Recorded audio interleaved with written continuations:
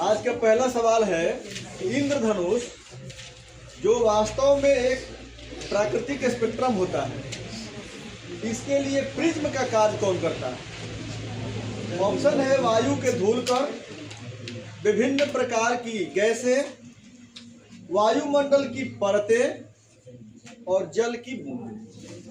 तो हमको पता है कि जब वायुमंडल में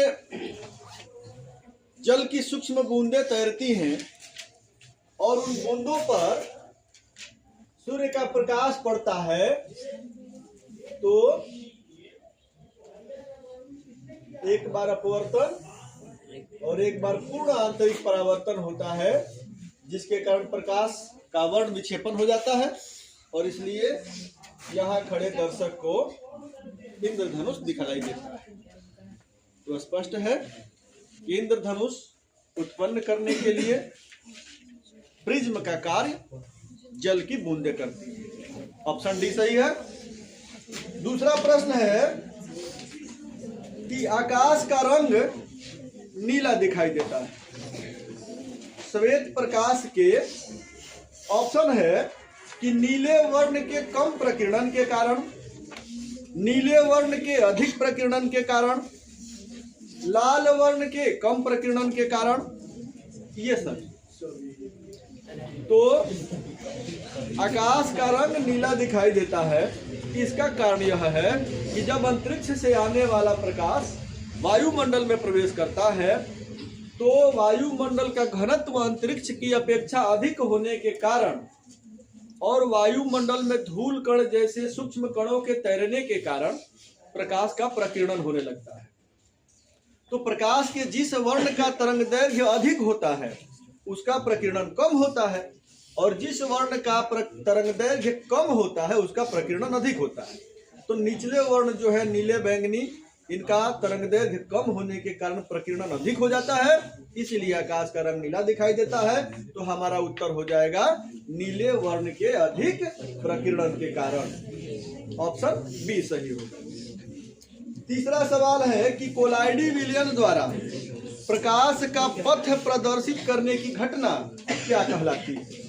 ऑप्शन है कि डॉपलर प्रभाव, केपलर प्रभाव, टिंडल प्रभाव और रमन प्रभाव। तो डॉपलर का संबंध ध्वनि विज्ञान से है। केपलर ने अंतरिक्ष में ये बताया था कि पृथ्वी का जो पथ होता है वो पूर्ण वृत्तीय नहीं होता है और टिंडल प्रभाव जो है वो प्रकाश के प्रकीर्णन की व्याख्या करता है। तो हमारा उत्तर हो जाएगा टिंडल प्रभाव सी। इसके बाद है कि वास्तविक सूर्योदय और आभासी सूर्योदय के बीच समयांतर कितना होता है? ऑप्शन है 4 मिनट, 5 मिनट, 2 मिनट, 20 सेकेंड। प्रश्न है कि वास्तविक सूर्योदय और आभासी सूर्योदय, तो हमने कल भी चर्चा किया था कि सूर्य जब क्षितिज के नीचे होता है उसके 2 मिनट पहले ही हमको दिखने लगता है। तो वास्तविक सूर्योदय अभी 2 मिनट बाद होता है, आभासी सूर्योदय 2 मिनट पहले ही हो जाता है। तो अंतर होता है 2 मिनट का। ऑप्शन सही होगा सी। अब देखिए प्रश्न अगर हो, ध्यान दीजिए, आप 4 मिनट जोड़ रहे हैं तो 2 मिनट सुबह और 2 मिनट शाम, तो शाम को सूर्यास्त ना होगा? सूर्यास्त की बात थोड़ी कही गई है इसमें, दोनों इसमें सूर्योदय ही कहा गया है, वास्तविक सूर्योदय और आभासी सूर्योदय। तो आभासी सूर्योदय जैसे ही सूर्य आपको दिखने शुरू हुए और वास्तविक सूर्योदय जैसे ही सूर्य क्षितिज के ऊपर आए तो 2 मिनट का अंतर होता है। ठीक है। अगला प्रश्न है कि वायुमंडल की अनुपस्थिति में आकाश का रंग कैसा दिखाई देगा? तो वायुमंडल प्रकाश का प्रकीर्णन करता है और प्रकाश के जिस वर्ण का प्रकीर्णन होता है वो वर्ण का आकाश दिखाई देता है। वायुमंडल नहीं होगा, प्रकाश का प्रकीर्णन नहीं होगा, ऐसी स्थिति में आकाश का कोई वर्ण नहीं होगा और आकाश काला दिखाई देगा। ठीक है। अगला प्रश्न है कि प्राथमिक या मूल वर्ण किसे कहते हैं?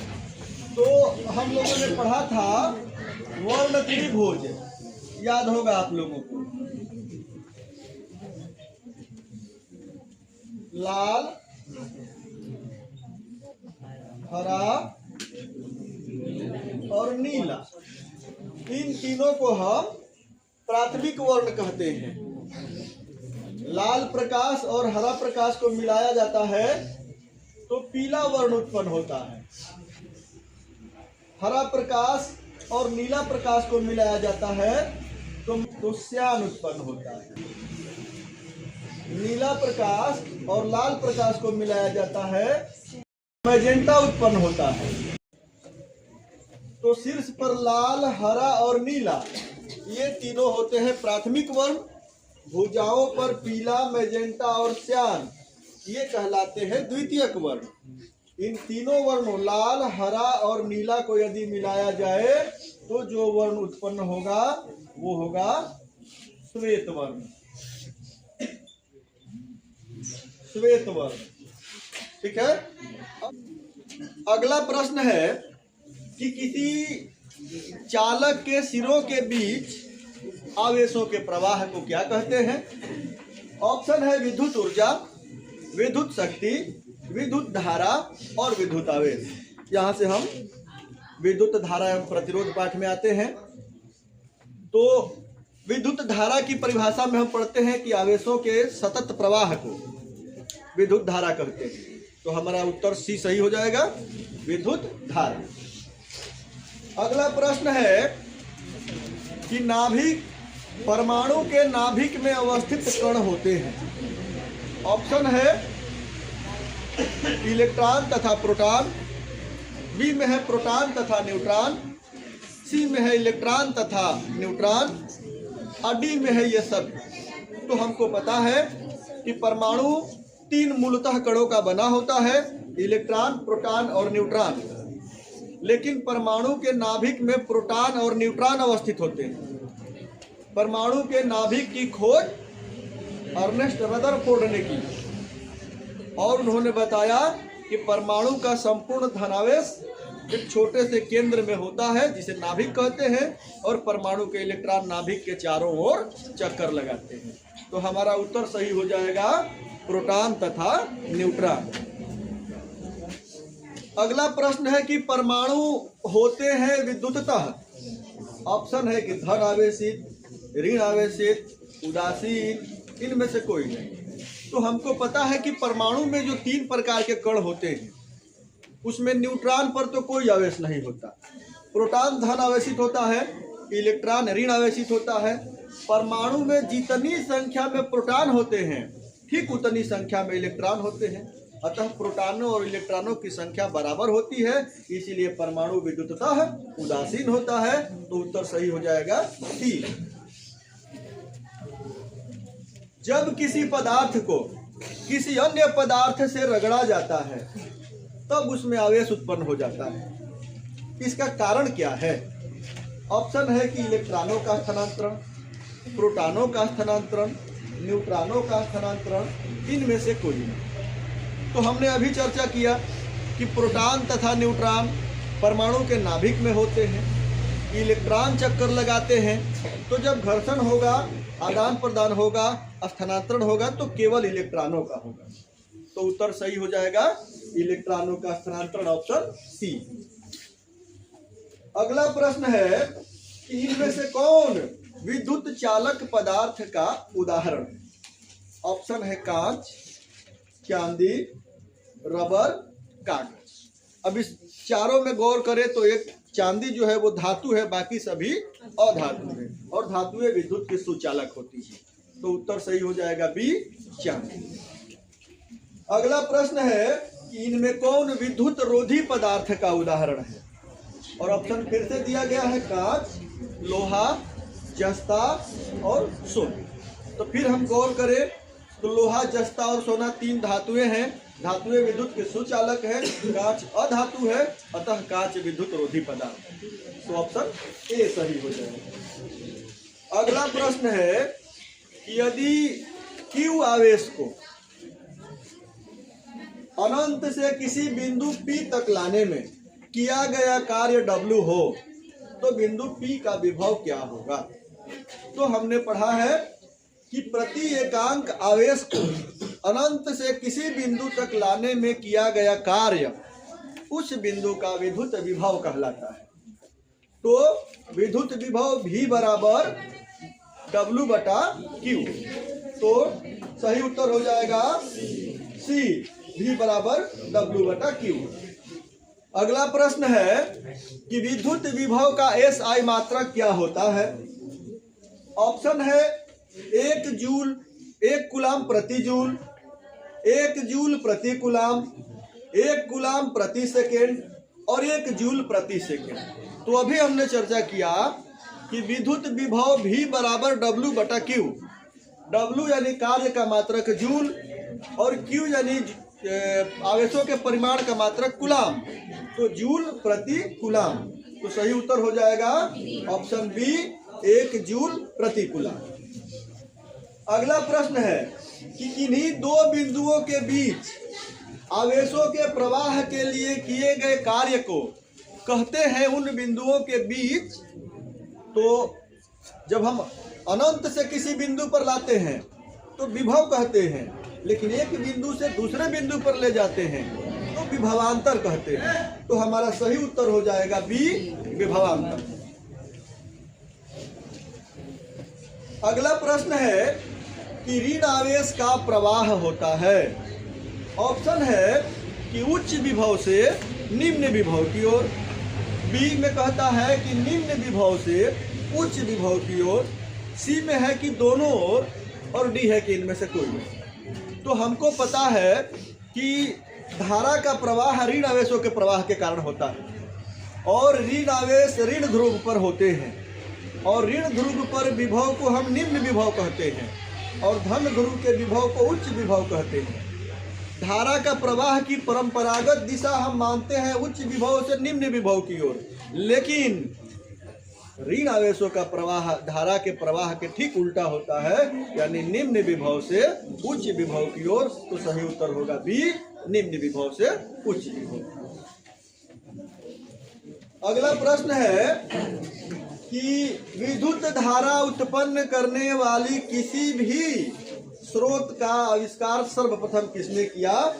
ऑप्शन है कि अलेक्जेंडर फ्लेमिंग ने, बेंजामिन फ्रैंकलिन ने, अलेक्जेंडर वोल्टा ने और मेरी एम्पियर ने। तो अलेक्जेंडर वोल्टा ने सबसे पहले सेल बनाया था जिसे हम वोल्टियर सेल कहते हैं, जिसमें उन्होंने जस्ते के बर्तन में सल्फ्यूरिक अम्ल रखा था, थोड़ी देर के लिए धारा प्रवाहित हुई थी। तो यहीं से शुरुआत हुई थी कि विद्युत धारा उत्पन्न करने का स्रोत बनाया जा सकता है। बेंजामिन फ्रैंकलिन वो थे, आपने पढ़ा होगा, जिन्होंने कहा था कि मैंने बादलों से बिजली खींच ली है।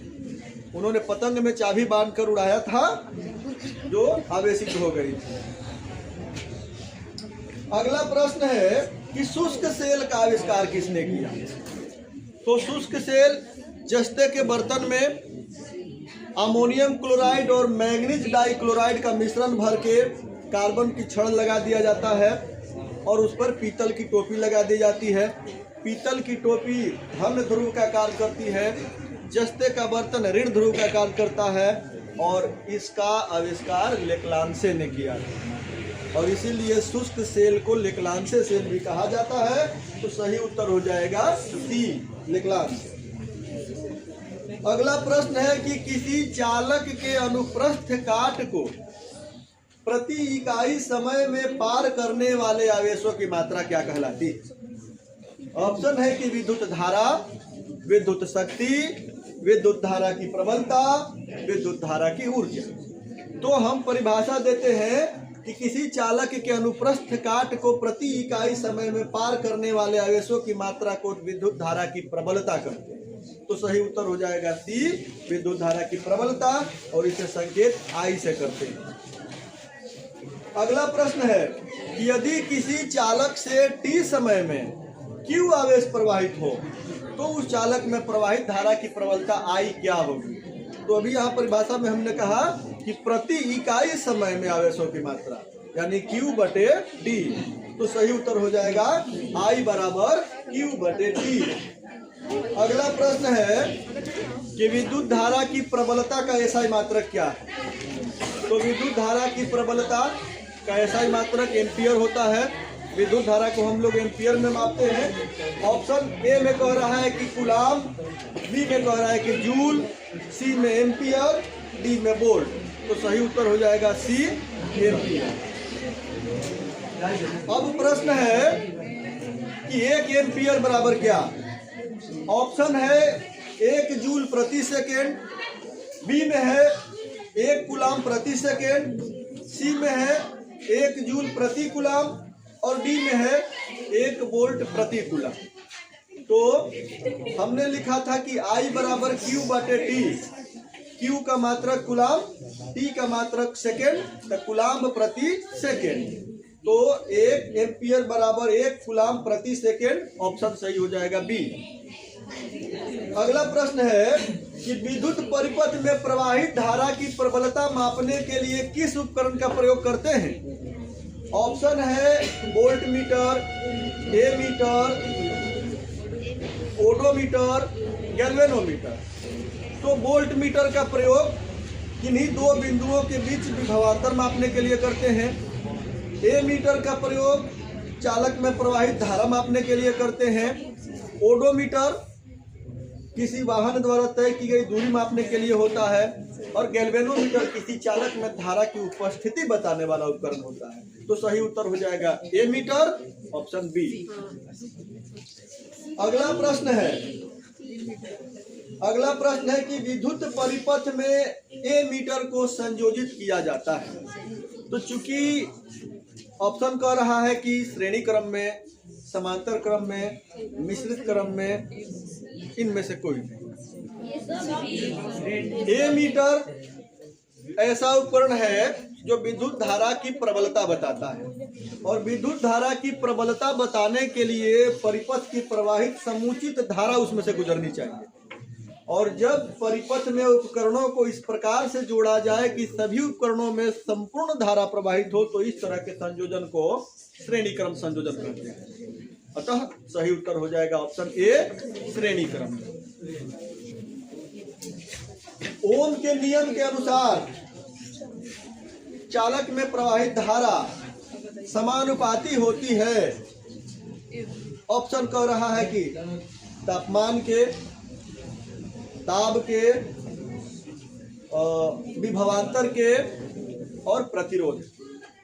तो ओम का नियम कहता है कि यदि किसी चालक का ताप और दाब नियत हो तो चालक से प्रवाहित धारा की प्रबलता चालक के सिरों के बीच विभवांतर के समानुपाती होती है। तो सही उत्तर हो जाएगा ऑप्शन सी, विभवांतर। ठीक है।